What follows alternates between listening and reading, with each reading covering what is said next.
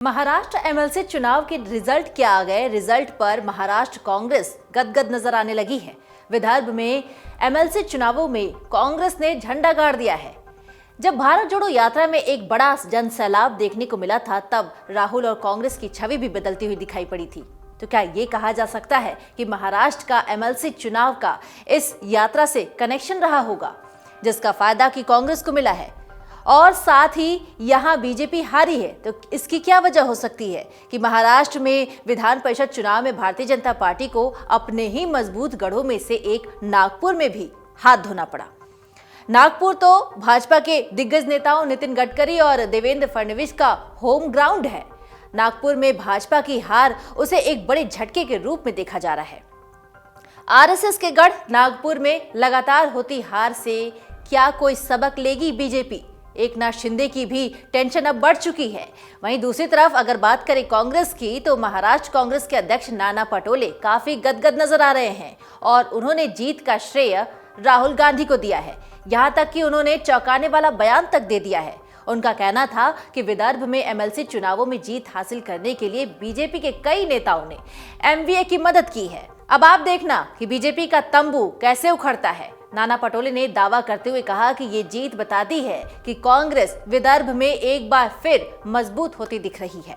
पटोले ने कांग्रेस की जीत का क्रेडिट पार्टी के पूर्व अध्यक्ष और वायनाड सांसद राहुल गांधी को दिया। इलेक्ट्रॉनिक वोटिंग मशीन के बजाय बैलेट पेपर के जरिए हुए इस चुनाव में कांग्रेस और महाविकास अघाड़ी को मिली जीत पर कांग्रेस के प्रदेश अध्यक्ष नाना पटोले का कहना है कि कांग्रेस के पूर्व अध्यक्ष राहुल गांधी की भारत जोड़ो यात्रा का भी पॉजिटिव रिजल्ट देखने को मिला है इस चुनाव में। उन्होंने ये भी कहा कि इस चुनाव के माध्यम से जनता ने इस बात का जवाब दे दिया है कि जनता कौन है और राजा कौन। पटोले ने कहा कि नागपुर केंद्रीय मंत्री नितिन गडकरी, उप मुख्यमंत्री देवेंद्र फडणवीस और राष्ट्रीय स्वयंसेवक संघ का गढ़ है, लेकिन इसी गढ़ में बीजेपी पिछले साल कांग्रेस के खिलाफ स्नातक चुनाव हार गई थी। इसके अलावा कांग्रेस ने जिला परिषद चुनाव में भी जीत हासिल की थी। अब शिक्षक निर्वाचन क्षेत्र के चुनाव में भी कांग्रेस ने बीजेपी को हरा दिया है। नाना पटोले ने कहा कि विदर्भ के लोगों ने हमेशा से कांग्रेस का समर्थन किया है। विदर्भ और उत्तर महाराष्ट्र के विधान परिषद चुनाव में जीत के बाद अब कांग्रेस पार्टी इस सफलता को आगामी विधानसभा और लोकसभा चुनाव में भी दोहराएगी। महाराष्ट्र एमएलसी चुनाव में बीजेपी को करारा झटका लगा है। नागपुर, अमरावती और औरंगाबाद सीट पर बीजेपी को हार का सामना करना पड़ा है। कांग्रेस ने नागपुर और अमरावती पर जीत का झंडा गाड़ दिया है, जबकि औरंगाबाद सीट एनसीपी के खाते में चली गई है। यानी कि 5 में से महज 1 सीट जीतने के कारण मुख्यमंत्री एकनाथ शिंदे की टेंशन जो है वो बढ़ गई है। कांग्रेस के लिए एमएलसी चुनाव में मिली जीत न केवल कांग्रेस का मनोबल बढ़ा रही है, बल्कि उम्मीदवारों के चयन को लेकर चुनाव पूर्व की जो परेशानियां हैं उन्हें भी दूर करने का एक मौका मिल गया है। महाराष्ट्र में कुल 36 जिले हैं, जिनमें कि महाराष्ट्र का उत्तर पूर्वी क्षेत्र विदर्भ कहलाता है।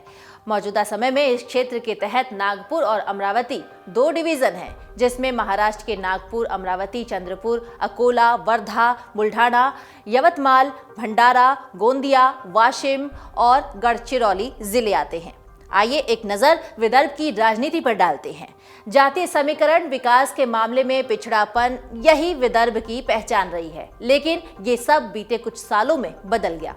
विदर्भ राज्य के सबसे महत्वपूर्ण क्षेत्रों में से एक है नागपुर। 2019 के विधानसभा चुनाव के बाद से कांग्रेस को उत्साहजनक रिजल्ट मिले। इससे साफ संकेत मिलते हैं कि कांग्रेस क्षेत्र में अपनी खोई हुई जमीन वापस पा सकती है। इसके अलावा कांग्रेस के भीतर अंदरूनी कलह के लिए जाना जाने वाला ये क्षेत्र चुनावों के समय एकजुट मोर्चे के तौर पर उभरने का गवाह बन रहा है। विदर्भ पर हमेशा से कांग्रेस का प्रभाव रहा है। विदर्भ से आने वाले कांग्रेसी नेता हमेशा से दिल्ली के नेताओं के करीबी होने के लिए जाने जाते हैं।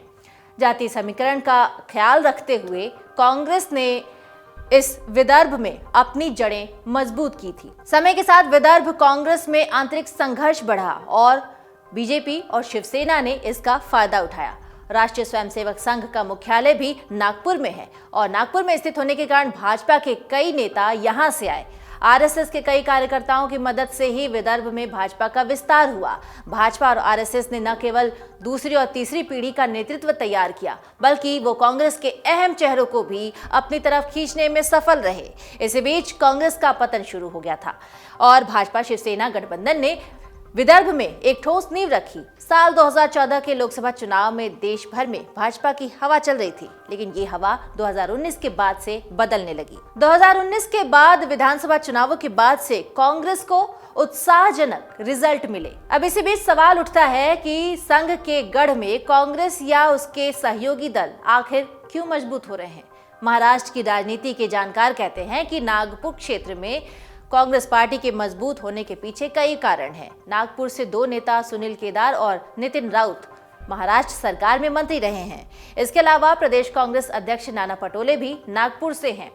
कहा जा रहा है कि नाना पटोले ने खुद इसी चुनाव में जमकर काम किया और उसका नतीजा भी पार्टी को देखने को मिला। दूसरी तरफ नागपुर से बीजेपी के दोनों कद्दावर नेता नितिन गडकरी और देवेंद्र फडणवीस पंचायत और जिला परिषद से लेकर इन चुनावों से भी दूर रहे।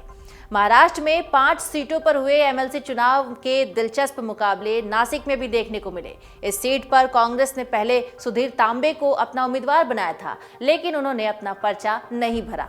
बाद में सुधीर तांबे के बेटे ने निर्दलीय तौर पर पर्चा भर दिया और जीत भी गए और इस सीट से कांग्रेस को बगावत झेलनी पड़ी और उसे काफी नुकसान हुआ। मिला जुलाकर कांग्रेस यहाँ विदर्भ में फिर भी मजबूत होती दिखाई पड़ रही है। डाउनलोड करें अमर उजाला ऐप और पाएं खबरें लगातार। अगर आप ये वीडियो YouTube पर देख रहे हैं तो हमारे चैनल को सब्सक्राइब करें और बेल आइकन को दबाना ना भूलें। अगर आप Facebook पर ये वीडियो देख रहे हैं तो हमारे पेज को लाइक करें।